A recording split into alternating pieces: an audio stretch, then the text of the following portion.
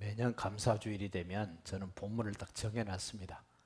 시편 136편. 우리 같이 한번 읽을까요? 자, 먼저 1절부터 9절을 읽읍시다. 여호와께 감사하라. 그는 선하시며 그 인자하심이 영원함이로다. 신들 중에 뛰어난 하나님께 감사하라. 그 인자하심이 영원함이로다. 주들 중에 뛰어난 주께 감사하라. 그 인자하심이 영원함이로다. 홀로 큰 기이한 일들을 행하시는 이에게 감사하라. 그 인자하심이 영원함이로다. 지혜로 하늘을 지으신 이에게 감사하라. 그 인자하심이 영원함이로다. 땅을 물 위에 펴신 이에게 감사하라. 그 인자하심이 영원함이로다. 큰 빛들을 지으신 이에게 감사하라. 그 인자하심이 영원함이로다. 해를 낮을 주관하게 하신 이에게 감사하라. 그 인자하심이 영원함이로다. 달과 별들로 밤을 주관하신 이에게 감사하라. 그 인자하심이 영원함이로다. 아멘. 행복은 감사를 통해서 우리에게 찾아옵니다. 감사할 줄 모르는 사람들은 행복이 찾아와도 행복인 줄 모릅니다.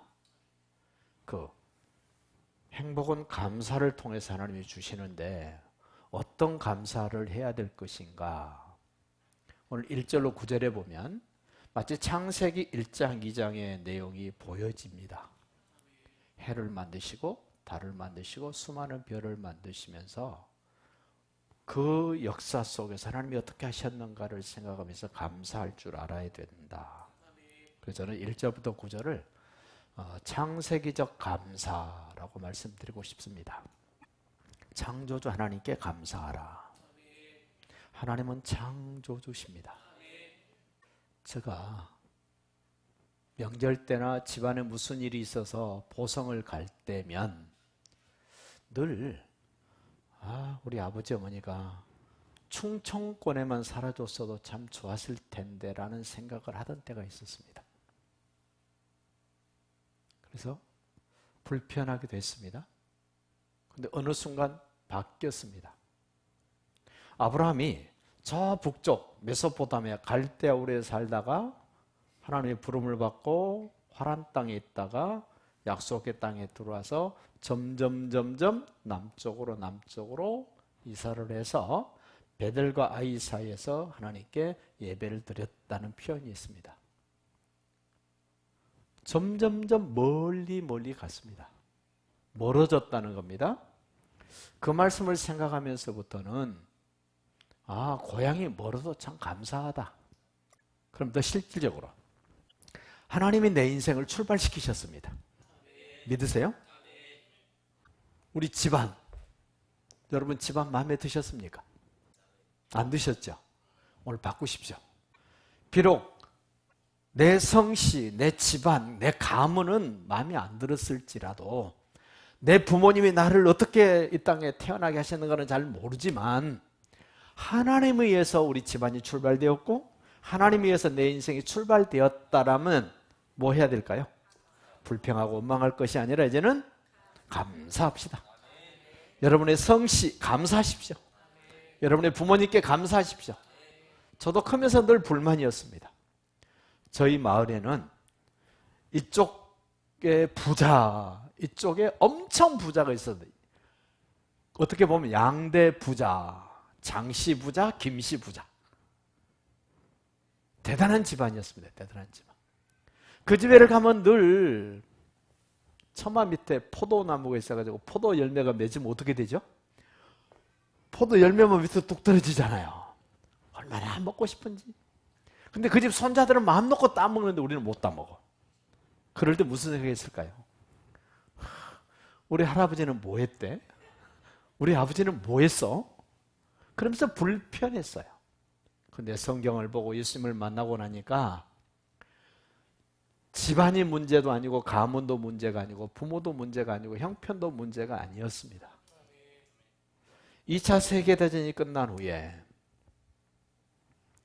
가미가제 특공대로 차출됐던 일본 군인이 이제 2차 대전이 끝나니까 일본 자기 본국으로 돌아왔습니다. 돌아와 봤더니 눈 뜨고 볼 수 없을 만큼 피폐해진 일본. 자기 조국을 본 겁니다. 목숨 걸고 자기는 전선에 갔었는데 돌아와서 보니까 완전히 나라 꼴이 아닌 겁니다. 그것을 보고 이 병사 그때서부터 원망, 불평하기 시작합니다. 원망하고 불평할수록 자기 몸이 쇠약해집니다. 병원을 갔습니다. 의사가 진단을 내립니다. 당신은 하루에 10,000번씩을 감사하십시오라는 처방을 내려줍니다. 감사를 많이 표현해도 자기 몸은 점점 굳어져 갑니다. 그러던 어느 날 세월이 많이 지난 후에 아들이 감 2개를 줍니다. 아버지 먹으라고. 아들이 준 감을 2개를 받으면서 아들에게 감사하다고 고백을 했습니다. 그 순간 굳어졌던 몸이 풀어지기 시작을 합니다. 원망과 불평은 내 몸을 병들게 만들고 내 몸을 굳어지게 만들지만 감사를 2번 했더니 어떻게 됐어요? 몸이 풀어지기 시작한 거예요.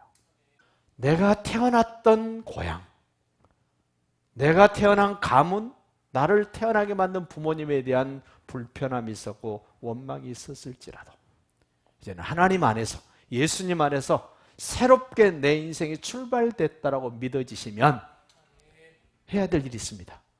무엇일까요? 우리는 감사합시다. 하나님이 행복을 주고 싶으신데 뭘 통해서 주신다고요? 감사를 통해서 주신다면 행복을 크게 하면, 감사를 크게 하면 행복이 크게 올 것입니다. 감사를 오래 하면 오랫동안 행복해질 것입니다. 그렇게 행복을 감사를 통해서 주신다는 것을 다시 한번 인정하시고 깨달아 가시기를 바랍니다.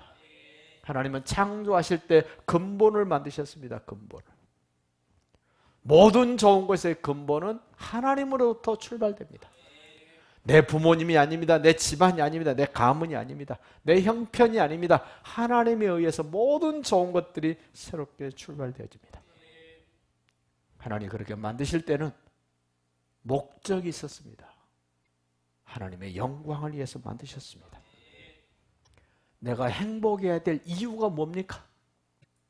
하나님께 영광을 드리기 위해서 행복해야 됩니다. 2번째 문단을 보십시오. 10절부터 16절까지 읽으십시다. 이집트의 장자를 치신 이에게 감사하라. 그 인자하심이 영원함이로다. 이스라엘을 그들 중에서 인도하여 내신 이에게 감사하라. 그 인자하심이 영원함이로다. 강한 손과 표심팔로 인도하여 내신 이에게 감사하라. 그 인자하심이 영원함이로다.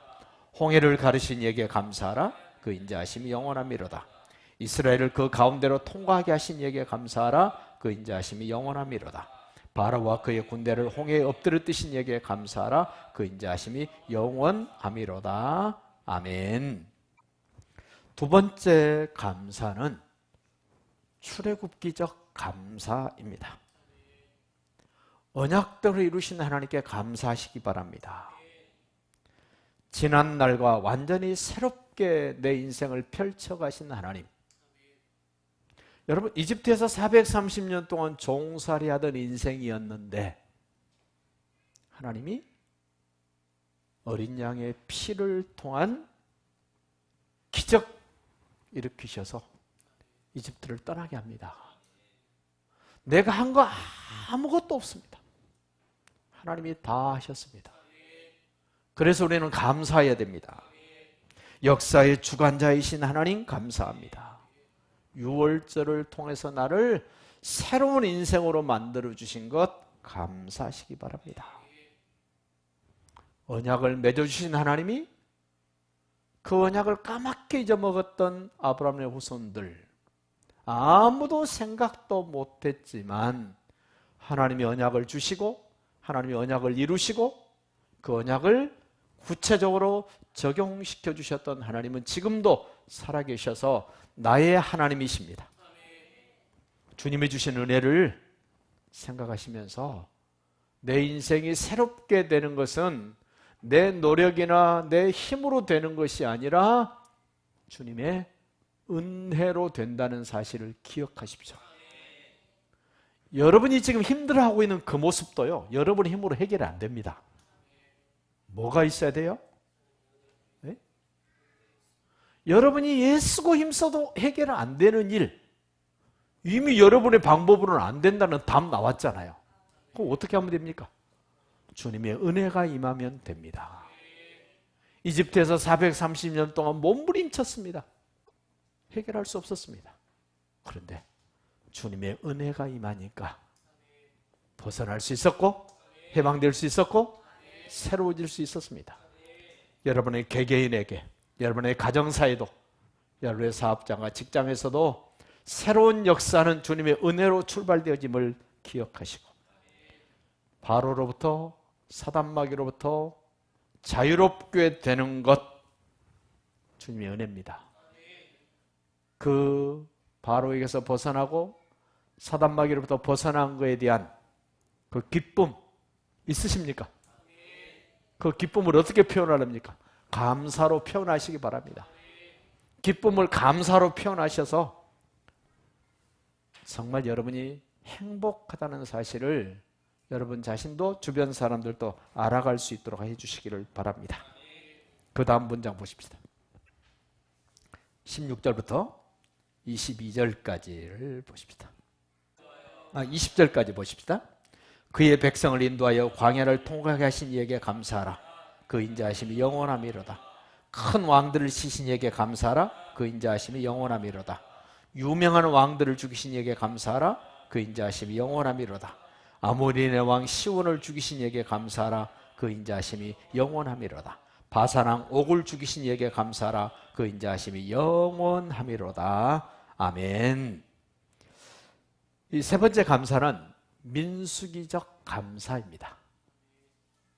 여러분, 민수기는 이집트에서 나와서 홍해를 건너서 시내산에서 11개월 정도 머물러서 거기서 하나님과 언약을 맺습니다. 언약의 내용은 출애굽기 20장부터 40장입니다. 출애굽기 20장부터 24장은 소위 율법이라는 것으로 언약의 구체적인 내용들을 기록을 했습니다.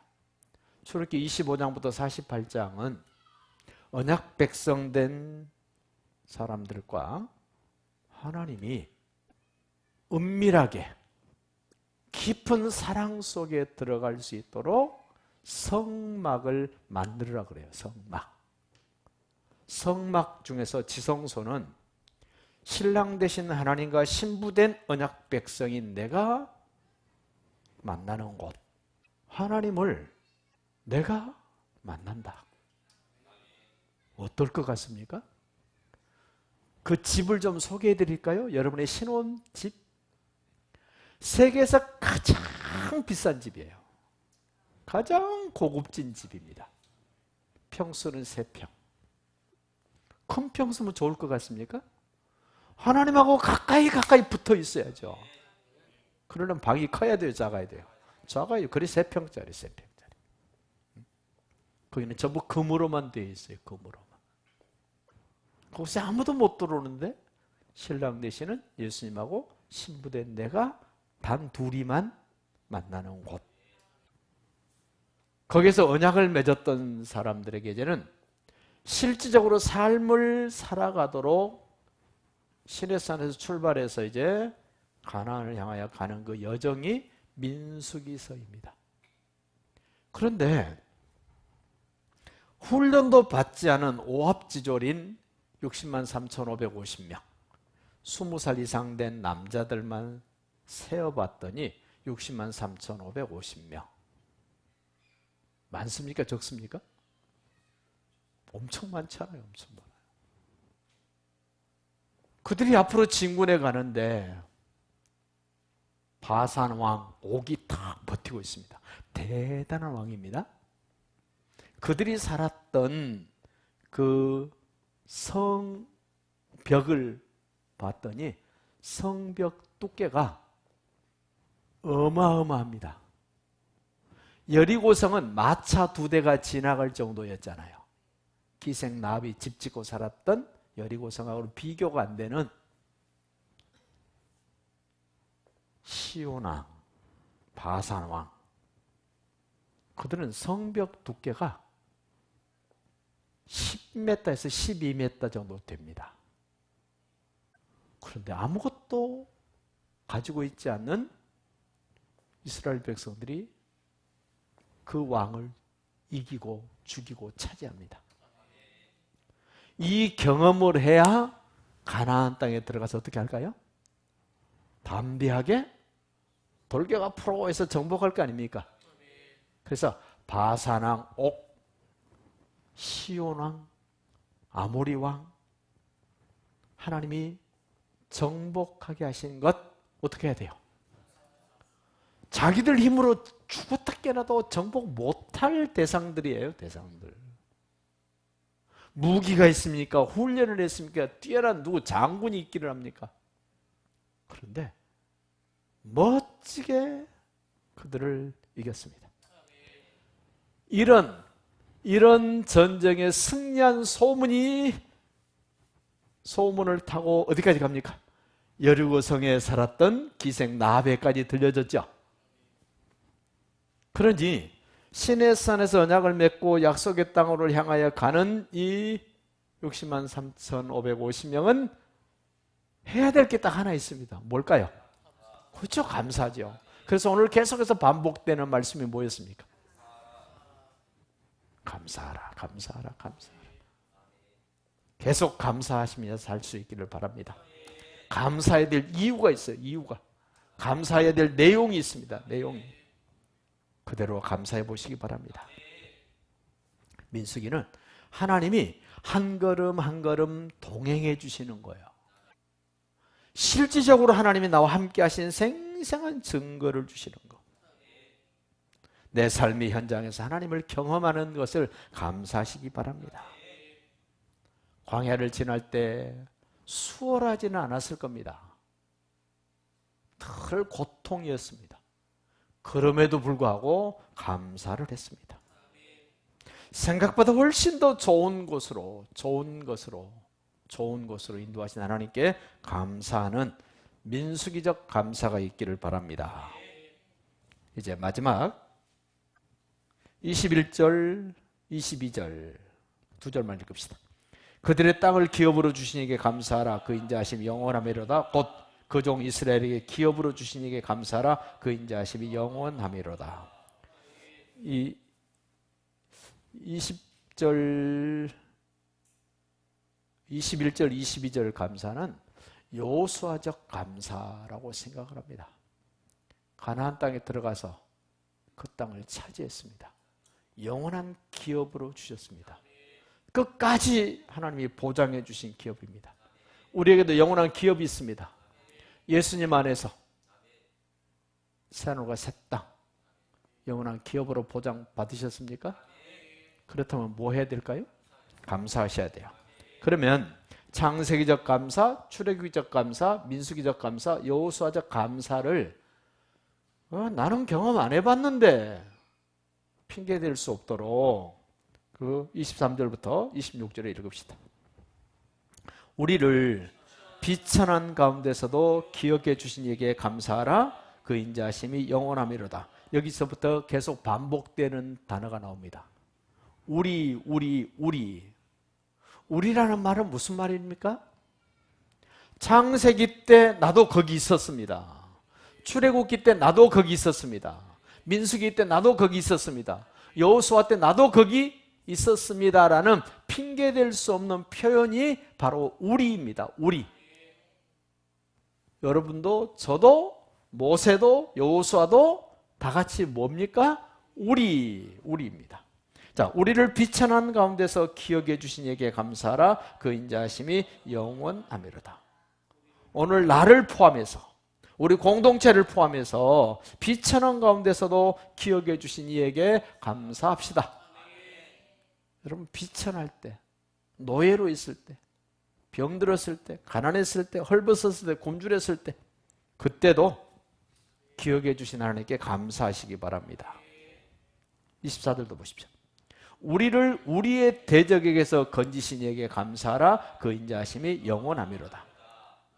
모세의 대적, 여호수아의 대적, 이스라엘 백성들의 대적이었는데 그 대적은 지금 나의 대적이고 우리의 대적입니다. 예수님이 건져주셨습니다. 건져주셨다는 사실이 믿어지시면 감사하셔야 됩니다. 보통 세상 사람들은 어떤 큰 문제가 자기 앞에서 해결되어져야 감사를 합니다. 근데 우리는 내 인생의 문제가 해결되어서야만 감사가 아니라 이미 되어진 것들에 대해서 감사하시라는 거예요. 모든 육체에게 먹을 것을 주신 이에게 감사하라. 그 인자하심이 영원하미로다. 여러분 이 말씀 실감 나십니까? 지금 전 세계 인구가 80억입니다. 80억 인구 중에 하루 3끼 먹을 수 있는 인구가 얼마나 될 것 같습니까? 하루 3끼 다 먹을 수 있는 인구 많을까요? 10억도 안 된답니다. 그런데 우리는요, 없어서 못 먹습니까? 먹기 싫어서 안 먹습니까? 안 먹으려고 해서 안 먹습니까? 여러분 80억 인구 중에 예수 믿고 구원받는 인구 얼마나 될 것 같습니까? 10% 될 것 같습니까? 안 됩니다. 약 5억에서 6억 정도라고 추산을 합니다. 거기에 내가 들어있다. 어떻게 해야 됩니까? 어떻게 해야 됩니까? 뽀르뚱 해가지고 있으랍니까? 우리는 과거를 추억해 보면서 감사하시기 바랍니다. 여러분 집에도 다 앨범 있으시죠? 앨범. 최신에 찍은 사진, 오래된 흑백 사진. 어떤 게 더 정감이 갑니까? 네, 흑백 사진. 흑백 사진 중에서도 빛 바랜 흑백 사진. 어때요? 배기 싫다고 찢어버립니까? 더 고이 간직합니까? 제가 사진에 찰칵 찍힌 사진은 제 큰누님 결혼할 때 처마 밑에 서 있다가 찍힌 사진이에요. 제가 제일 오래된 사진. 빛이 바래가지고 누렇습니다. 버려야 됩니까? 여러분의 인생 속에도 여러분의 추억이라는 앨범 속에 저 앞으로 넘겨보면 빛바랜 추억, 사진. 그것까지도 꺼내보시면서 감사가 있으시기를 바랍니다. 그 앨범이 두꺼워지면 두꺼워질수록 감사 내용이 더욱더 많아지겠죠. 늘 여러분의 인생 속에 하나님께 감사할 만한 추억거리를 많이 만들어서 여러분의 인생 앨범에 차곡차곡 좀 끼워 놓으시기를 바랍니다. 가족을 잃어버린 사람들 안타까운 게 뭐겠습니까? 네, 추억이 없다는 겁니다. 40년 후에 50년 후에 만났습니다. 부모와 자식이. 만났으면 좋아야 되는데 물론 좋기도 합니다만 가장 안타까운 게 있습니다. 함께 했던 지난날의 추억이 없다는 겁니다. 여러분은 예수님 안에서 추억이 있습니까? 감사할 추억들이 있습니까? 그때 곁에 있어 주신 분들께 감사하십시오. 그때 그 일을 생각하면서 감사해 보십시오. 지금은 곁에 없지만 다른 사람들의 기억 속에는 다 지워져 버렸지만 나만이라도 그때 그분을 생각하고 그때 그 상황을 생각하면서 감사할 수 있기를 바랍니다. 그리고 현재를 감사하시기 바랍니다. 지금 내가 만나는 사람을 가장 귀하게 여기십시오. 지금 내가 만나는 사람을 귀하게 여기지 않으면 정말 귀한 사람을 만날 수 없게 됩니다. 지금 내 곁에 있는 사람이 내 생애 최고로 귀한 분이다. 고백해 보시기 바랍니다. 지금 여러분 옆에 누가 있습니까? 누가 계십니까? 주님이 계시고요. 또 누가 있습니까? 여러분의 가족이 있잖아요. 정말 귀한 분이다. 내 생애 최고로 귀한 분이다. 그걸 가족에게, 식구들에게 고백해 보시기를 바라고요. 미래를 바라보면서 감사하시기 바랍니다. 앞으로 더 멋진 인생이 되고 싶다면 자기중심적으로 살아왔던 지금과는 다르게 바꾸셔야 됩니다. 미래를 다하시는 주님께 내 인생을 맡기는 삶이 되십시오. 미래를 바라보는 삶을 살면서 감사하기를 원하신다면 절대로 여러분 중심이 되면 안 됩니다. 여러분의 중심으로 살아서 지금 감사가 안 되잖아요.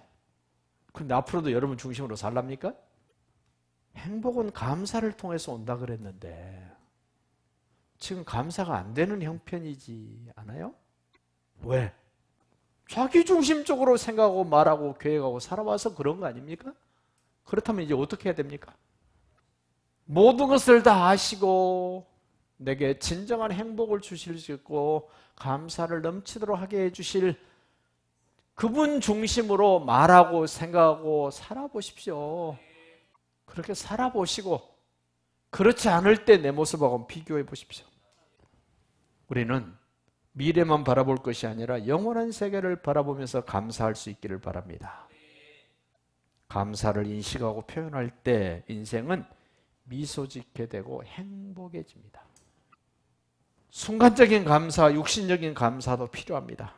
그러나 영원한 가치가 있는 감사의 내용이 있어야 합니다. 그 영원한 감사의 가치가 있는 것, 주님이 하신 것입니다.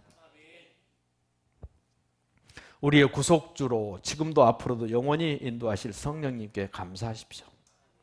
감사란 입술로 하는 것이 아닙니다. 받은 바 은혜를 깨닫고 그 은혜에 보답이 되는 새로운 생활로 자기를 확 바꾸는 것입니다. 감사는 입술로만 하는 것이 아니라 내 생활을 감사할 수 있는 삶으로 확 바꾸는 것이 진정한 감사입니다.